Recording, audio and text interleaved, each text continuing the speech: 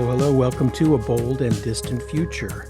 Boy, we have a mountain of news to try to climb.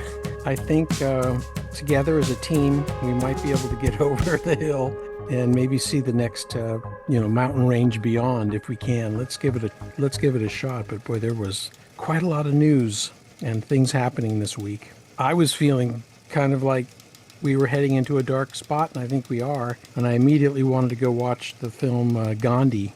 I'm a nonviolent person, and I hope the messages we give out here promote nonviolence. And so I found a quote, a Mahatma Gandhi quote I could read if you want, but Go ahead. okay.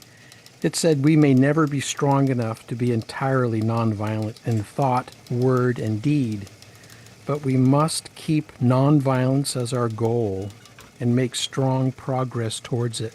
Yeah. And immediately a picture comes up of people crashing a big Molotov cocktail. Interesting. So who threw the Molotov cocktail? It almost looks like the lady with the blindfold did. Yeah, maybe. Well, this quote's been giving me hope as well. "The rule of law and the power of the people are potent antidotes for the poison of autocracy."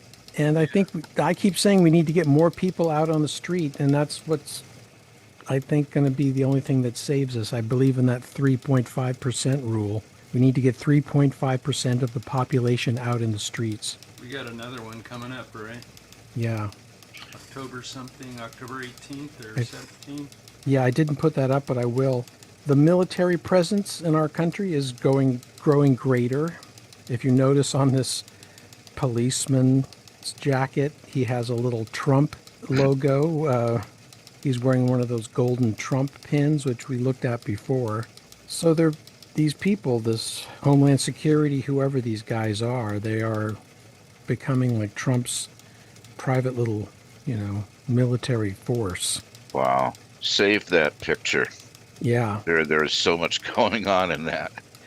We looked at these pins before because one of the members of the cabinet in the White House, there was a picture of him wearing one of these pins as well, And this renaming of the Department of Defense, it's like... Both. The explanation that the president provided and the obviously... I couldn't see the monitor, but... except looking at the monitor the entire time he was talking about what it was. It just kind of... That tells... We are story. experiencing unprecedented levels of fascism. You know? What exactly does deportation smell like? A sweat of fear, perhaps? I don't know. I love what Gavin Newsom's doing to try to raise people's awareness about what's going on here. And he said it perfectly in an interview a day or two ago, that we have a president who's behaving like an adolescent, 10 or 12-year-old boy. Well, it speaks to that part of the country that's never really, progressed along.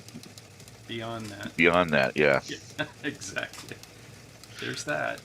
But there's a much bigger question connected to all that. It's like, what is it that has led such a large group of people, I mean, we're talking about 30% of the country here, to unleash frustration in a way that allows people with the reputation that these people have to run our country. I mean, we are bankrupt in so many areas, and the idea of, I've said this before on the program, the idea of othering and what we do about that doesn't bring it back together. Well, I'll tell you one thing right off the bat. These people would have absolutely no idea what you mean by othering. That's possible. I think it's probable. Can we put a pin in that and circle back, if I may use corporate speak for a moment? Yes. Sure. Yeah. I think it's worth more explanation and conversation. And Venezuela. I bring up Venezuela, and I put this in because I feel as if what Trump and his administration did, bombing that ship, was a war crime. I don't know how they're, or it was AI. Maybe it was a fake. That's one thing I'm thinking. Well, Venezuela is saying that. Yeah, There's Be- numerous people who have said it's a fake. yeah. There's I so many. haven't seen any video of it or anything, but there's been a lot of conversation about it. Well, here's a picture apparently of the ship itself, and it looks rather small. And if this was a drug running ship, That's not a ship, that's a boat. it's a boat. And Yeah. how much cargo can you fit on that thing? I don't know if I've ever seen a boat that is running 4 motors like that in the back. Mm-hmm. How you can kind of count people. It looks like 2, 4, 6, or 8. Is there more than that? And it's open. Yeah, Do you think the 4 motors might be an AI glitch? could be. I have never seen a boat run 4 motors. Two is, you know, 2 with a possible little backup side motor in case something fails. You know, the backup motor's usually not very big, but you've got look at those bumps in the back, man. You got 4 of them in a row there. One of them's a little smaller, but the other 3 are massive. I'm saying no. And I heard 11 people were on board that were killed. I have a hard time grabbing 11 people out of that image. Well, this was J.D. Vance's response when someone called him out. Killing the citizens of another nation who are civilians without any due process is called a war crime. And Vance came back, I don't give a shit what you call it. I mean, we're in wag the dog territory or beyond that. Yeah, that's our next president. I hope not. I'm right there with you, Roy. You think they're really going to put him up? I think Mark Rubio would step out and probably do have a better chance. Maybe, but he is VP, and there's a distinct chance that Trump is not going to last for years. Oh, I see. Possible. Yeah, if he... And then we could have a Gerald Ford moment where we got 2 years of J.D. Vance, and then it's over. It might get worse under J.D. Vance. Well, you know, hope I for the don't think best. he's got- Hope Go for the ahead. best. Expect the worst. One thing J.D. Vance doesn't have is the charisma to bring population to his side. I would just like to point that out. Don't ask me why. Trump's got it. Somehow he does. Yeah, zero charisma on J.D. Vance, huh? Yeah. I mean, I'm guessing if you if you took a poll to see how many Republicans thought he was a total dweeb, you'd probably get a pretty high number. I'm just guessing. But the thing about Republicans is they will vote for anyone as long as there's an R behind their name, you know? That's possible. And they vote as a group. They Yeah. do not deviate from the game, from the plan, you know? Well, the thing is, once they're in, charisma, you know, tends to no longer be so much of a concern. Think of J.D. Vance as Michael Corleone. Vito had the charisma. Just thought I'd throw that out That's there. another movie I was just going to rewatch last night was Godfather. You think? Do you think that J.D. Vance has the smarts that Michael Corleone had? Yes. I actually don't. Oh, totally, I do. This What- guy has basically invented himself, J.D. Vance. The He whole didn't invent hillbilly himself. elegy. Peter Thiel invented him. Peter Thiel's found an opportunity, but I don't think he, you know, produced the book. Again, Hillbilly Elegy, which I actually have a copy of. Yeah, he's kind of this Appalachian dude that made good. Hey, these are pictures from the birthday book. And one thing I noticed, this was not written, drawn by Trump, but it was another person's entry into this birthday book, which is available if you want to see it. But the building in the background, as you can see, looks like a hotel. Many people are saying that it's Mar-a-Lago. It's a depiction of Mar-a-Lago. So I think a lot of the hijinks that Epstein and Trump got up to were probably at Mar-a-Lago itself, you know. Possibly. That's a really disturbing picture, Isn't it? particularly 1983. What is he doing there? He's giving, And yeah, a lollipop to girls, and then there's girls over here on the other side. Let's so see. what? He's hitting them up when they were like 7, and then 2003, 20 years later. Well, that would make them like in their 30s, and they don't look like they're in their 30s. So there's an insert picture of what Mar-a-Lago looks like. Maybe from around that time. I tried to find a picture around that time because it's been remodeled, but there is similarity in the buildings. And so people are saying that's an image of Epstein's activities in Mar-a-Lago. How old was the person that drew this picture? I don't know. I don't know who actually drew it. I thought this was funny. It's one of those memes that I thought was hysterical, but I can't put my finger on exactly why. But he's holding the image up. I'm sorry, what is he holding? That's the The birthday drawing, card, the birthday card that he wrote for allegedly. allegedly. He denies it. And if you haven't read the text on it, it's disturbing about his every day is another wonderful secret. It's like a fake dialogue he wrote between himself and Epstein. Oh, yeah, Anyway. yeah. I've seen it. Read it. Yeah. So we can't lose sight of that because so much wag the dog activity is happening that they're trying to bury all that Epstein stuff. What did he say? He keeps saying, "Oh, it's dead. It's a dead conversation," or something like that. Mm. I don't. That's it. I don't talk about dead conversations. And Yeah.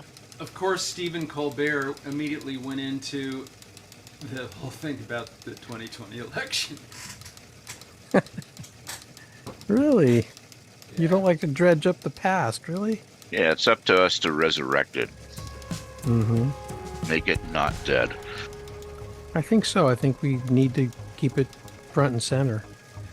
Well, this was the biggest story of the week, and it just feels like a seismic shift in terms of, ratcheting up towards violence and retaliation. But Yeah, the sad thing is this is not the biggest story of the week. The what do you biggest feel? story of the week is underreported. What just happened in Poland? Right. That's the biggest story. That is terrifying. And their lack of response to it. I mean, Trump is basically treating it as a non-issue, a non. Well, he made a statement, and the statement was along the lines of, gosh, this looks pretty bad. Right.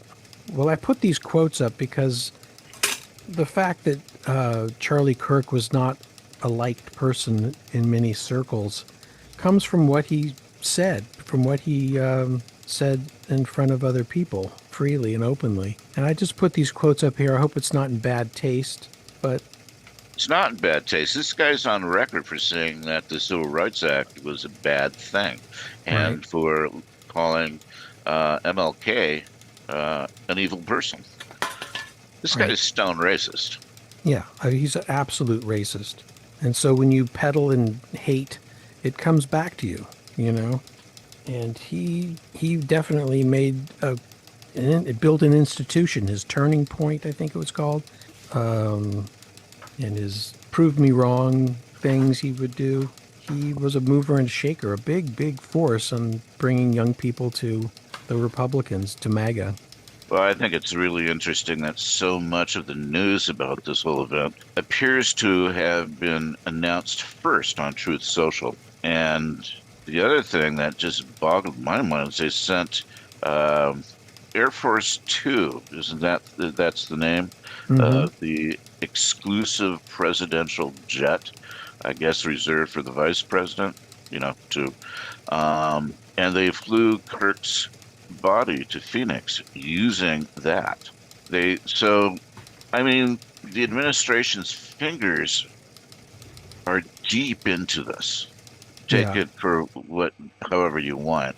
But the fact that, Trump has inserted himself so deeply into this crime, I almost feel like it's shades of the Reichstag fire. Yeah, it was. I do feel that it's shades of the Reichstag fire. Because who's he going after? He's going after the, quote, radical left. Right. Yeah, it just feels. it's a tragic event, but there are so many conspiracy theories floating around it that people are saying it was a Trump inside job. He's not really dead. There were signals being thrown at some time. It's like, Well, they got the guy, didn't they? I think they're pretty close. I heard this morning that Yeah, they got him this morning. did they? Yep. His father turned him in. No kidding. Yeah. Good God. I wonder where he was from. Is he from Utah? Based know? on what I read, I'm kind of reading into this a little bit. Mhm. He asked for advice from the youth pastor, so that indicates to me they went to church, who also was a U.S. Marshal. So between the father and this guy, they worked it out. So we have a name, I just don't remember the name. Mhm. Would turn himself in, essentially voluntarily. But it's Utah, right? Youth pastor, Utah Mormon. Mm. So I Mhm. figure they're pretty deep into that church life. How this guy developed such a hatred for Kirk is a whole nother question. I have no answer to that right now. I Yeah. don't think he was radical left. Tyler Robinson's the guy's name. Mhm. Yeah. Apparently confessed to a family friend. Interesting, though. It's usually, I mean, the left is not known to be the ones that take up arms against people they disagree with. Kind of an interesting flip, isn't it?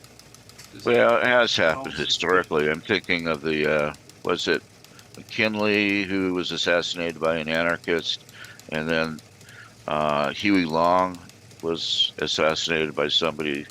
I don't know if he identified with the left, but he definitely was anti-fascist. So it has happened, Yeah. and things are at a point right now where you can kind of see why it would happen again. Well, E is the thing, and we probably won't have time to talk about it too much, but it's superstition and stereotype, the belief in mystical determinants of the individual's fate.